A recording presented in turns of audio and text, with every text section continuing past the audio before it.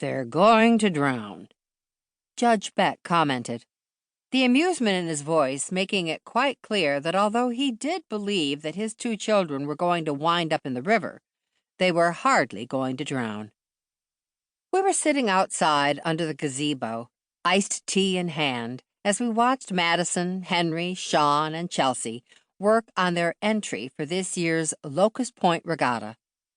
My boss, J.T., had originally declined to enter, claiming that between business and his YouTube channel reality show, he didn't have the time to build a boat. There was a lot of publicity in having an entry, though, so when I suggested that the kids might be willing to do all the work if he footed the bill, he'd jumped at the offer.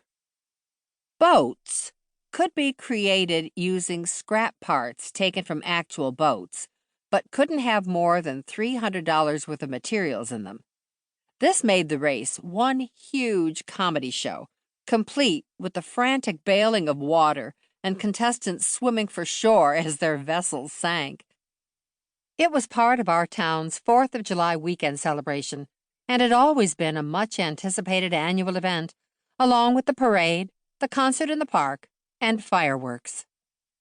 Local businesses sponsored most of the activities, and town residents took note of those who did, rewarding those companies with their hard-earned dollars throughout the year. "Dad," Henry called out, "we're going to need more glue." They were going to need a heck of a lot more glue. I got the idea that most of JT's $300 was going toward the marine glue and sealant that coated the giant raft. For pontoons, the kids were using huge PVC pipes and chunks of styrofoam. There was to be a test run tomorrow morning on Suzette Hostenfelder's pond, and I had a bad feeling we'd be dragging a sunken raft out of the water with Suzette's truck. Judge Beck got up to fetch another container of glue from the garage, while I leaned back and enjoyed the view. My hot tub bubbled away at the end of the yard, ready for the kids once they were done with their raft. The herb garden was neat and verdant, little copper signs labeling the different varieties. My roses were just starting to bloom, the flowers actually visible this year now that I'd torn all the weeds and rogue maple seedlings from around them. Taco sulked in the enclosed cat run that the kids had made for him. I felt guilty that he wasn't free to dart around the yard, chasing insects and birds and rolling in my patch of mint.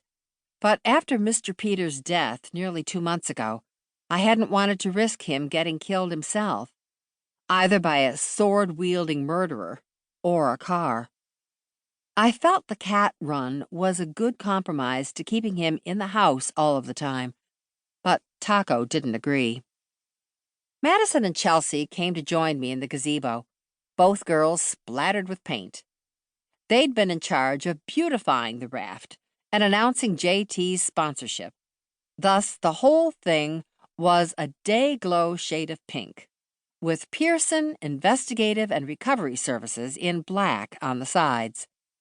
Thankfully, the sponsor's name was long enough that it cut down the eye-watering amount of bright pink. "Did you hear Holt Dupree is coming back in town for the holiday weekend?" Chelsea asked me, her face flushed with excitement.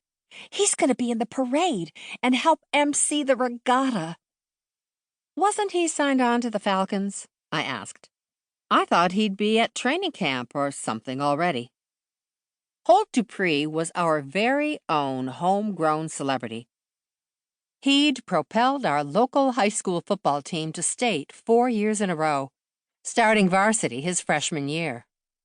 As impressive as his playing was, no one was surprised when the scholarship offers came pouring in. Of course, a small-town football star didn't always bring in the big names, so everyone had been surprised when he turned all of the free ride scholarships at the B-level schools down to accept a tiny one at LSU. I remember thinking that he was a fool.